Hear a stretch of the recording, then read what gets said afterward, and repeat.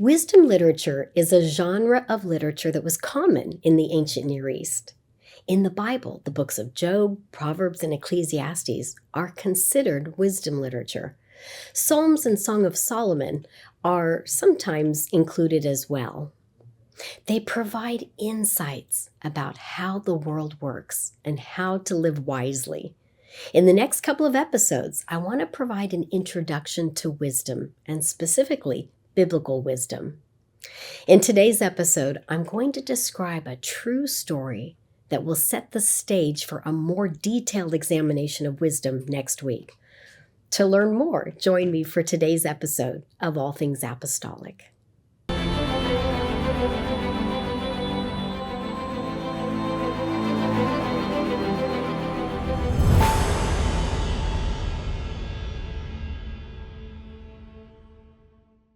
In a class I took on the topic of wisdom literature, one of the books I studied began with retelling a shocking event that helped to put wisdom in perspective.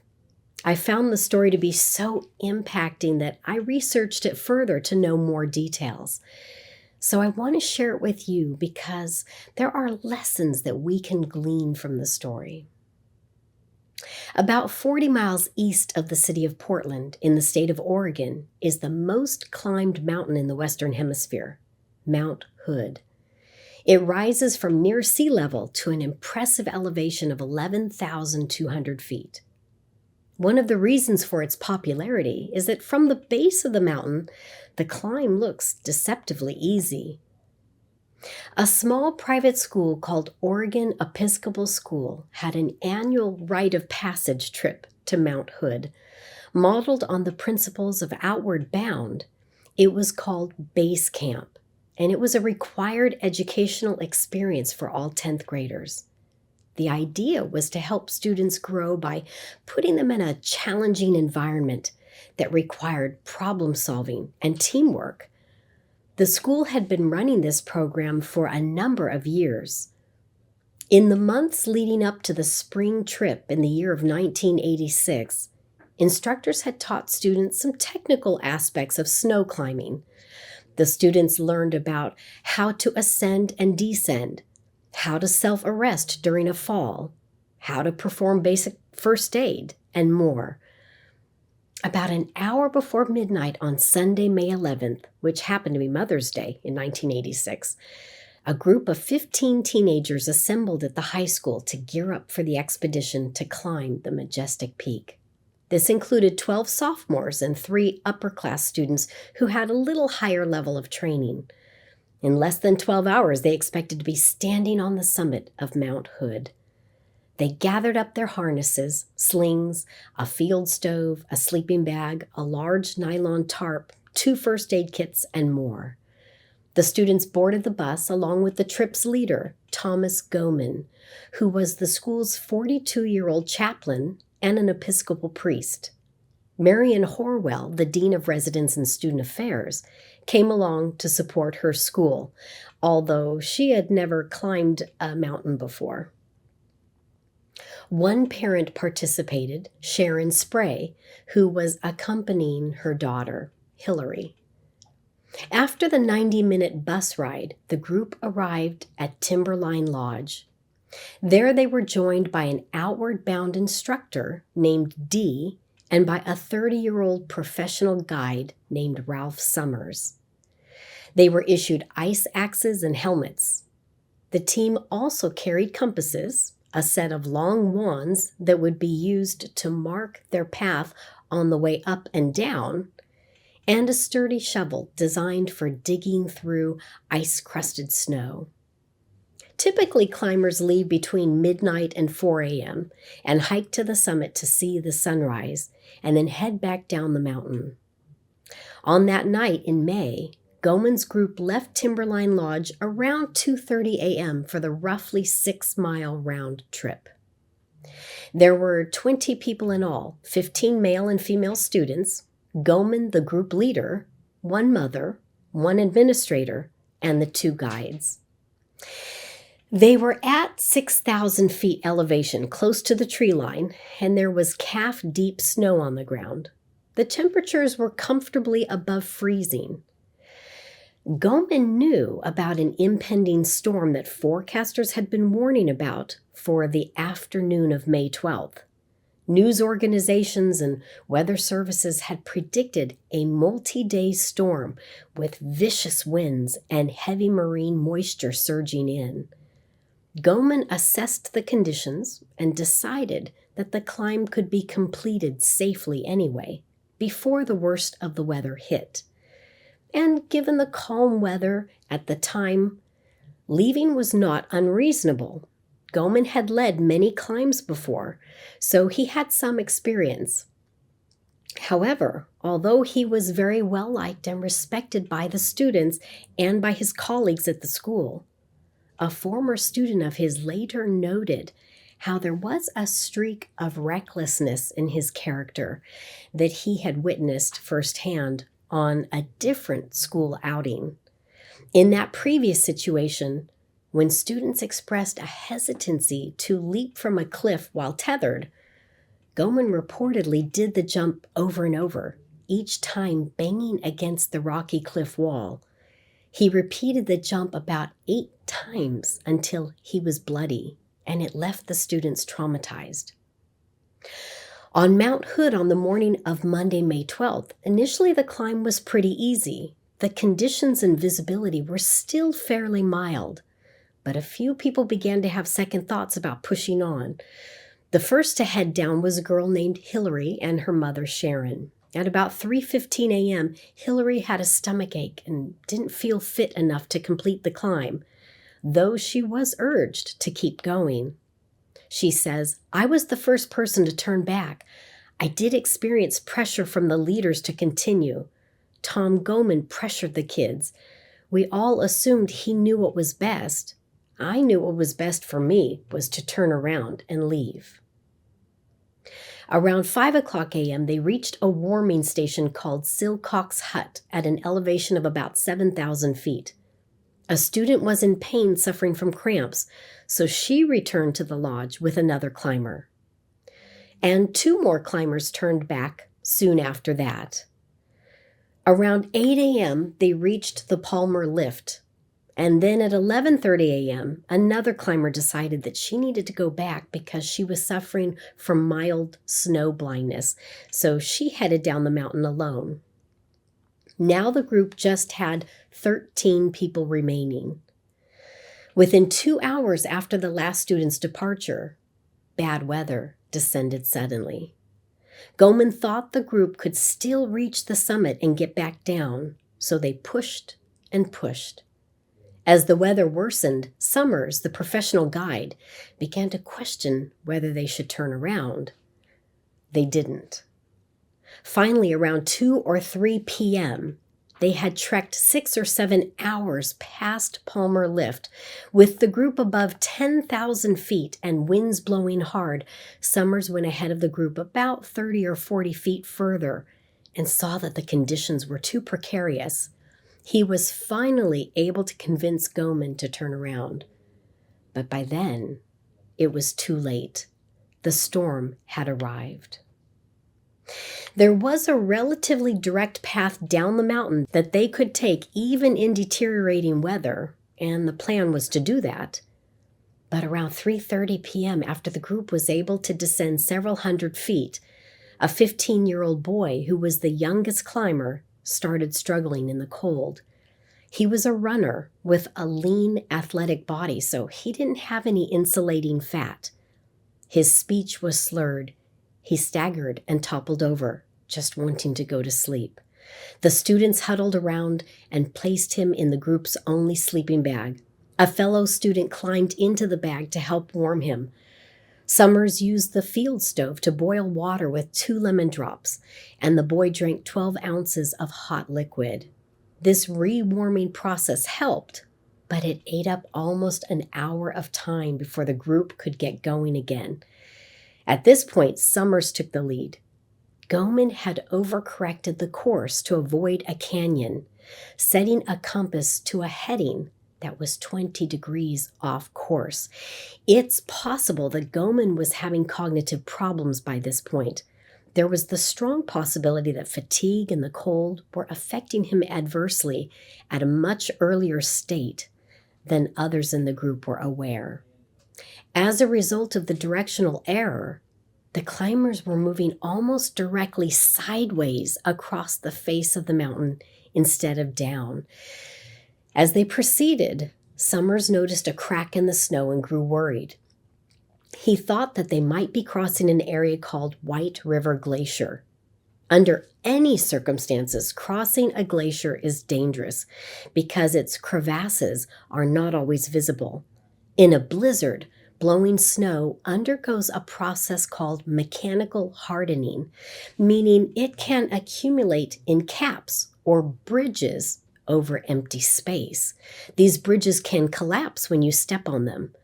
Summers said to the group, "Follow my footsteps and do not step on the crack." By this point, visibility was less than 10 feet and winds were getting stronger. After leading the group past the crack, Summers moved ahead. Before long, he felt his foot go over an edge abruptly. Then he saw another crevasse which looked to be 30 feet deep.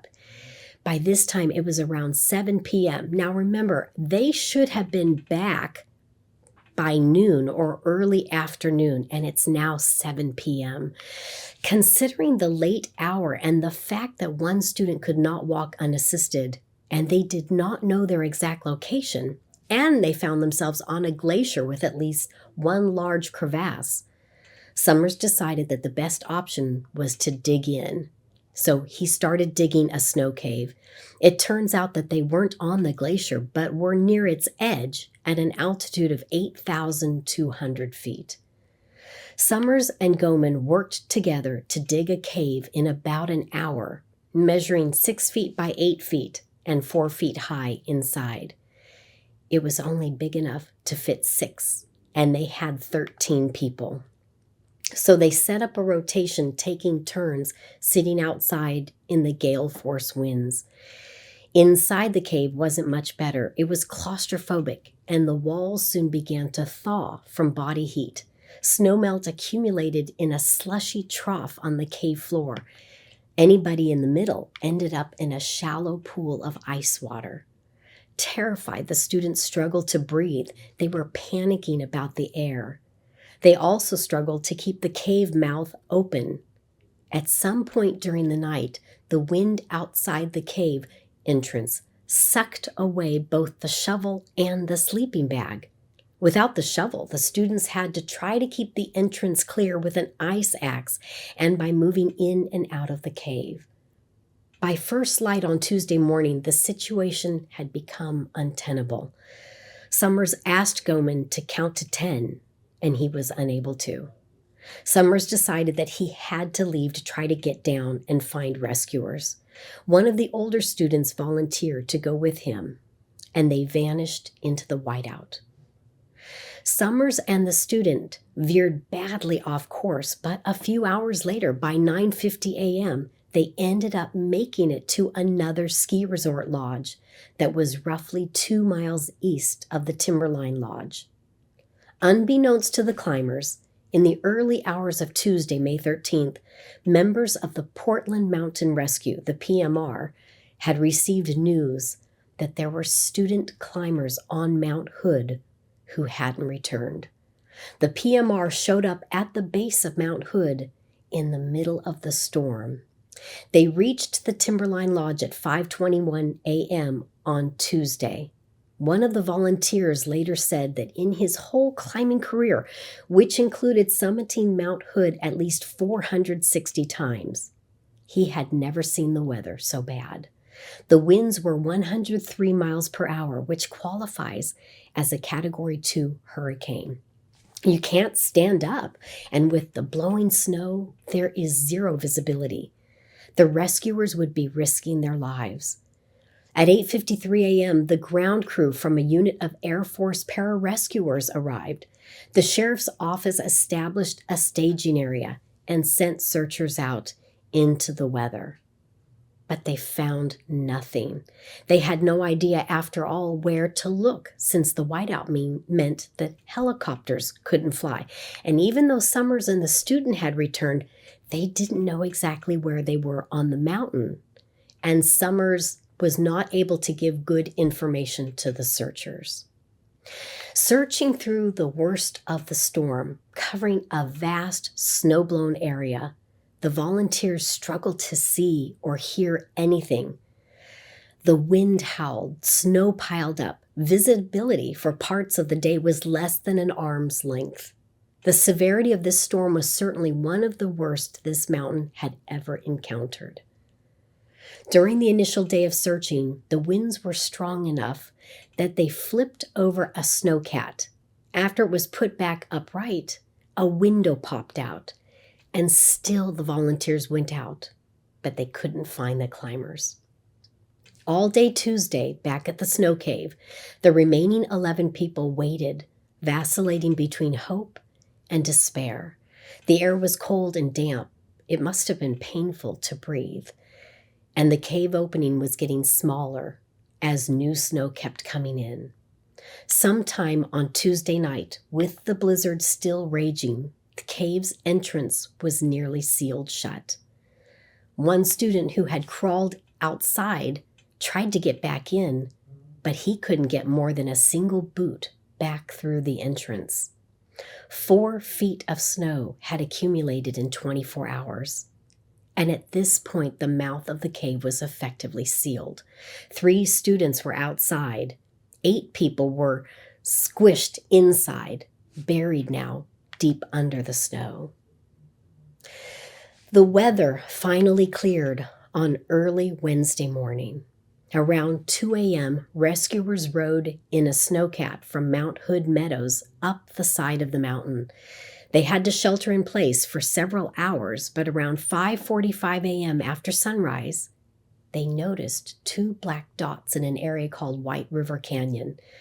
They went to investigate. It was the lifeless bodies of 2 girls curled in a fetal position, trying to stay warm. Around this time, not far away, a different set of rescuers found the body of the boy who had tried to get back inside the cave but couldn't fit. So the 3 students stuck outside of the cave were all found deceased. But the rescuers didn't know where the rest were. The weather had finally cleared, but all signs of the climbers had been erased due to the heavy winds and snow. The climbers didn't have an altimeter with them, so it was anyone's guess as to what elevation the snow cave had been constructed. Different groups were hunting for the cave, and Summers was trying to guide the helicopter to the position that he thought the cave was at, but he couldn't remember exactly. Finally, later that afternoon, on Wednesday, in a last-ditch effort, they organized a group of searchers into a fine probe line. Starting at 8,500 feet and working about 3 feet apart, the rescuers moved slowly down the slope, pushing 10-foot avalanche poles into the snow. It was a last desperate measure, and it worked. At 5:38 p.m., just 22 minutes before the scheduled end of that day's search, one of the volunteers hit something solid. Frantically, everyone started digging. When they located the cave, it had a bad smell. And then they heard moaning. From inside the tiny space, a student was semi-conscious and moaning. And then a second student was found barely alive as well. There were no other survivors in the cave. The 2 students were rushed to the hospital. One went into cardiac arrest, but the surgeons opened his chest and massaged his heart until it resumed its usual rhythm. The doctors fought valiantly to keep him alive, but they couldn't save his legs. 20 people had embarked on the expedition, and 9 of them died. 7 of the victims were teenagers, students at a well-intentioned school who followed the lead of adults they trusted. Their designated leader, probably suffering from the onset of hypothermia, kept moving the team higher and higher when they should have turned around. The apparent simplicity of the hike, coupled with the mountain's majestic beauty, has made Mount Hood both alluring and dangerous. In the past century, more than 120 people have died on it. There are clear risks: avalanches, falls, crevasses, and the weather can turn bad in minutes. Specifically, this Mount Hood disaster had a number of root causes: fatigue, exposure, hypothermia, inadequate equipment, terrible weather that should have been anticipated, poor judgment in the decision to not turn back until it was too late, and then a failure to follow the correct route back. The Mount Hood disaster with the Oregon Episcopal School remains to this day the second deadliest alpine accident in North American history.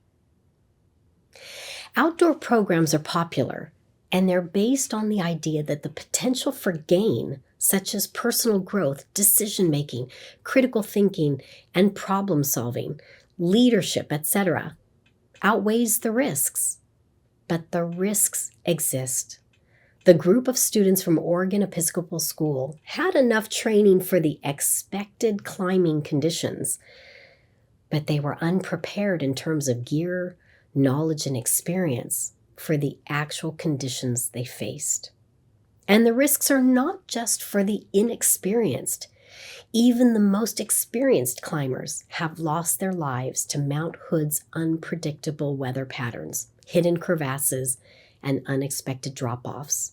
In December of 2009, 3 well-trained and well-equipped climbers attempted to scale the summit. When they failed to return as scheduled, a full-scale rescue effort was launched. The next day, the body of one of the climbers was found on a steep section of a glacier. The search continued for several more days, but was called off for bad weather. It was 8 months later before the bodies of the other 2 climbers were found. Signal transmitters were available to hikers at Timberline Lodge, a new technology that had been added after the 1986 tragedy. But the 3 climbers in 2009 didn't want to carry the tracking devices. For many climbers, they feel like it intrudes on their freedom and self-reliance. But experienced climbers are vulnerable because they can have a tendency to be overly confident in their skills, equipment, and their physical abilities. So both inexperienced and experienced climbers are vulnerable. Why? While the downfall of the inexperienced climbers is their naivete, the downfall of experienced climbers is their pride. So what does this have to do with the topic of wisdom? Scholars Dave Bland and David Fleer describe it this way: the way climbers approach Mount Hood serves as an analogy for the way that we face life. Life is an exciting journey, an adventure with unknown challenges stretching before us. For those venturing into adulthood, it can appear deceptively easy to manage. But life often throws unexpected twists and turns along the way. While it presents wonderful opportunities and joys, hidden perils abound. It involves risks and difficult decisions.